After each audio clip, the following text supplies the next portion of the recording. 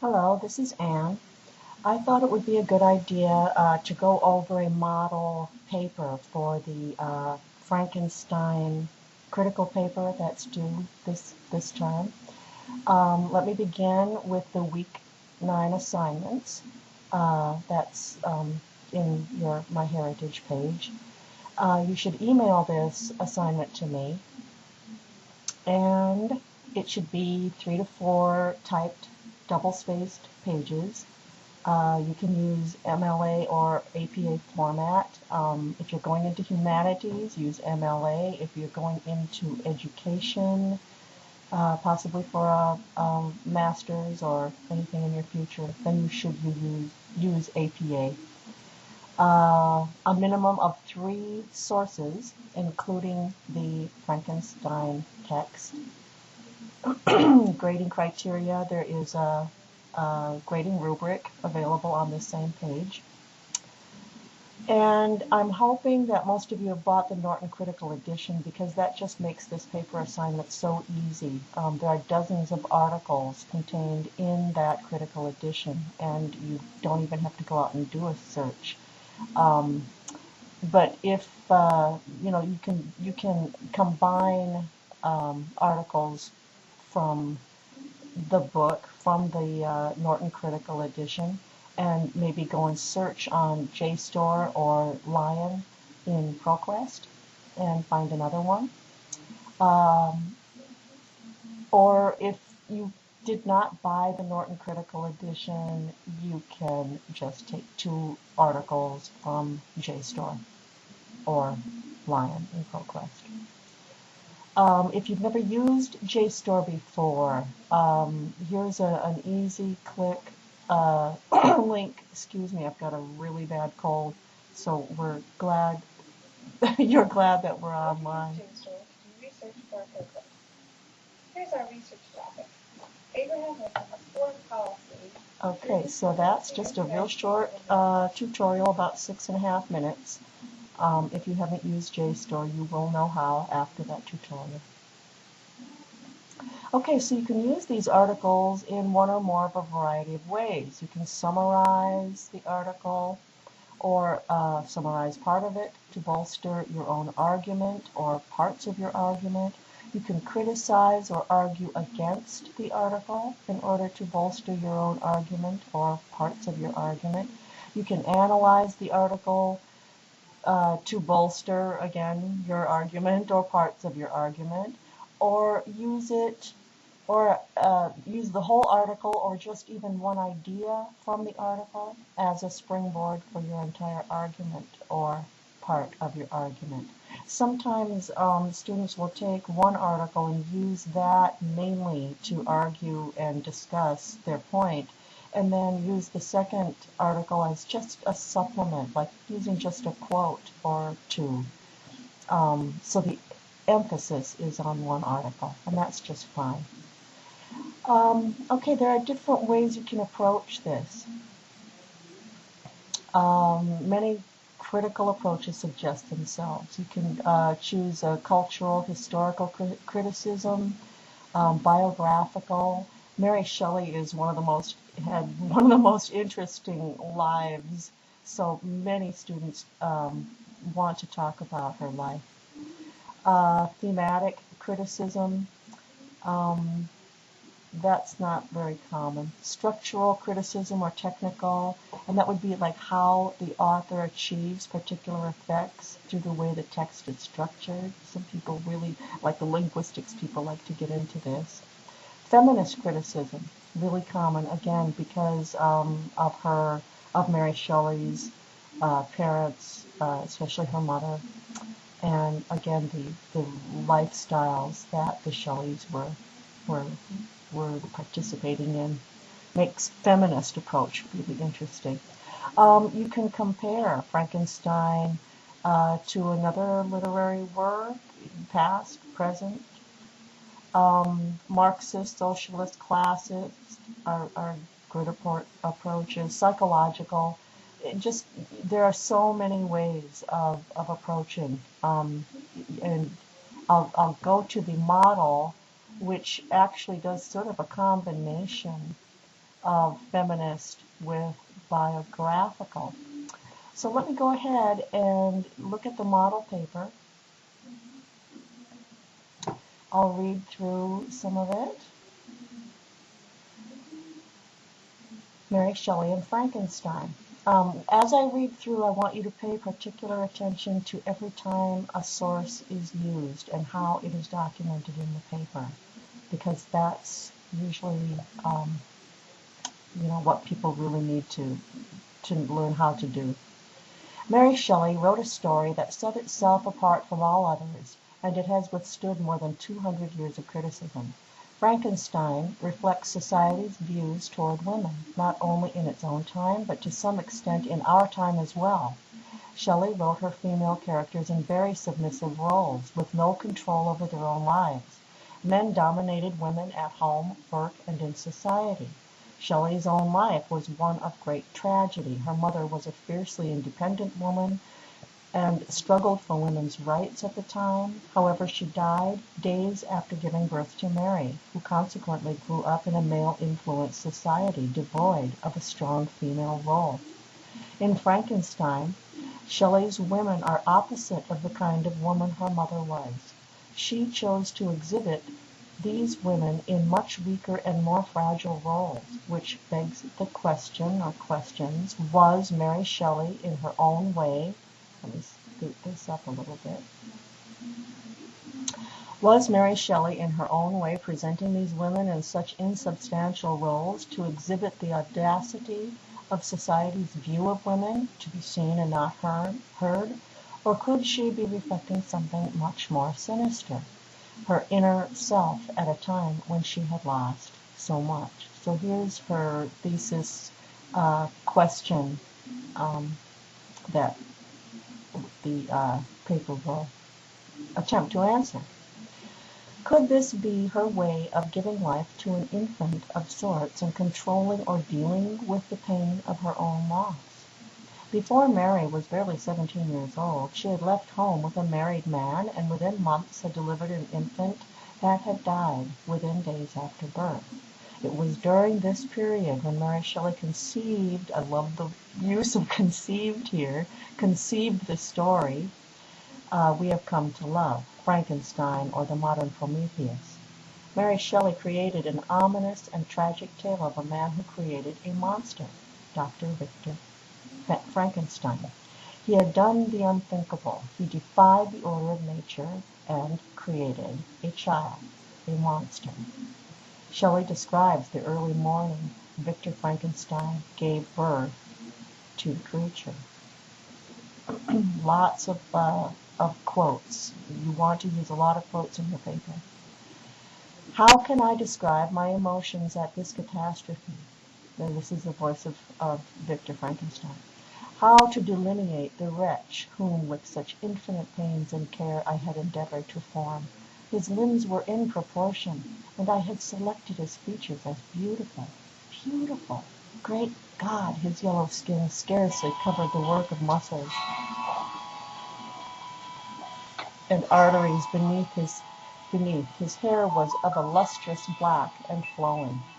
That's from Mary Shelley's Frankenstein, page 34. I'm going to ignore the phone in the background.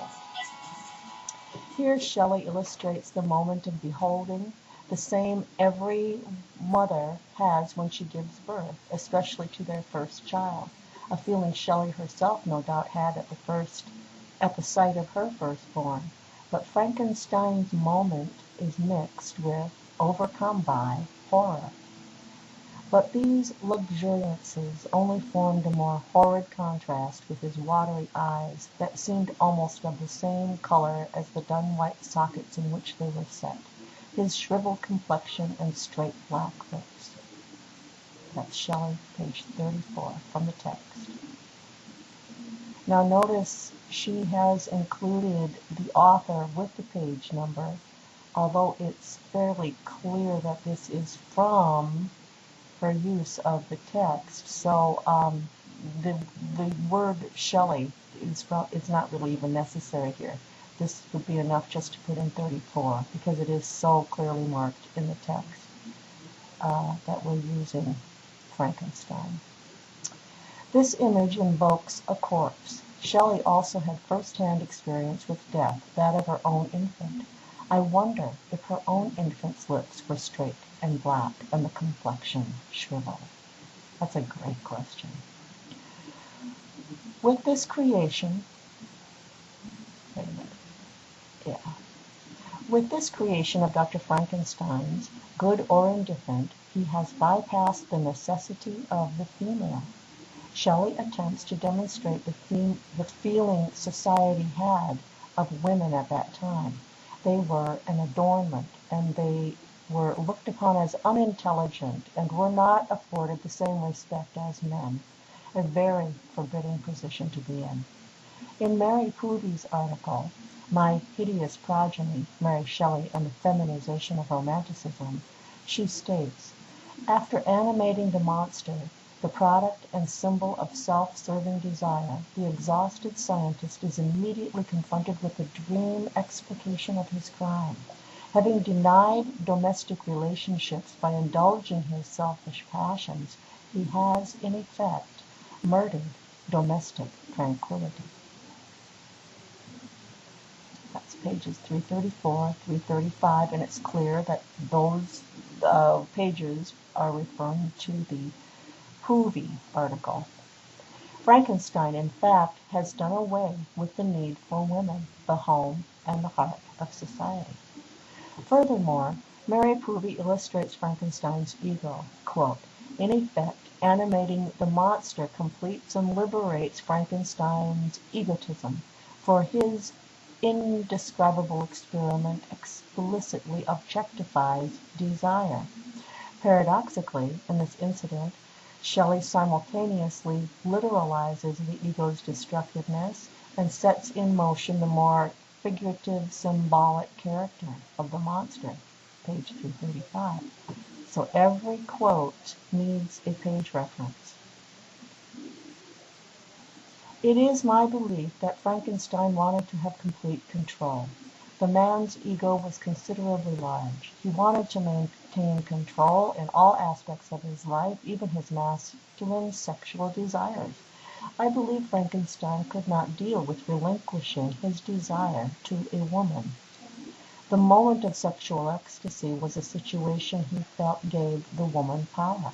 My thought is, since women, in his mind, are an inferior species, Frankenstein was not comfortable with losing himself to a woman. One way to achieve this would be to eliminate all need for a female counterpart.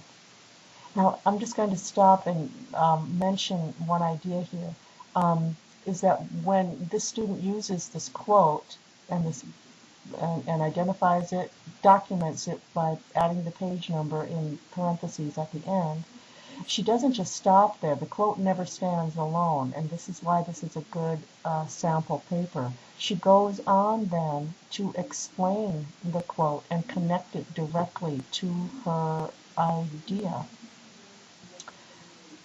and then transitions into the next use of a source. Here's her second source. Anne Miller writes in Possessing Nature, the Female in Frankenstein, and uses another, if it's like 4 lines or longer, you need to just indent the quote, and then you remove the quote marks because that's redundant. The indenting does the same thing as the quotes. Frankenstein has eliminated the necessity to have females at all. One of the deepest horrors of this novel is Frankenstein's implicit goal of creating a society for men only. His creature is male. He refuses to create a female. There is no reason that the race of immortal beings he hoped to propagate should not be exclusively male. Eventually, and here's the student's comment again, eventually, interesting enough, the women in Frankenstein all die. After the death of their infant daughter, Percy Shelley left Mary alone. He either did not or could not deal with the death of Mary's depressed state. This left Mary alone to deal with the loss of her first newborn by herself. In My Hideous Progeny, Mary Shelley and the Feminization of Romanticism, Poovey writes, after Frankenstein's death, the creature disappears into the darkness of the novel's end, vowing to build its own funeral pyre, for it is as immune to human justice as it was excluded from human love. Page 338. The creature Frankenstein created wanted to have love and to be loved, and Frankenstein denied him both. Frankenstein's refusal to nurture and love his creation, or to craft a mate for him, gives the creature the feeling of loss, abandonment, and neglect. This abandonment may reflect Percy's actions toward Mary in regards to the loss of their daughter. Percy had left with Claire, Mary's half-sister, leaving Mary alone, without love and support, typical of male treatment of women in society at that time. Could Frankenstein, by Mary Wollstonecraft Godwin Shelley's outlet of her frustration at the events happening in her life and her feelings towards Percy at a time of crisis? Wait, let me read that again. Could Frankenstein be Mary Wollstonecraft Godwin Shelley's outlet of her frustrations at the events happening in her life and her feelings towards Percy at a time of crisis? Yes, I believe so. Now, maybe one thing I should have shown you right along was that all of these three sources of the actual text of Frankenstein, the Norton Critical Edition, and then these are in alphabetical order, although she did use Poovey first. They're not in alphabetical order. Huh. Okay, let's just move this one down here. There we go. Yeah, so all of the the complete bibliographic information is here included under Works Cited, and you always need the author's last name plus the page number in the text wherever you're employing a quote. For example, here's the author's last name and the page number. And that is MLA documentation style. All right, I hope you'll email me or call if you have any questions along the way on this paper. And I hope this model, this sample, helps you out.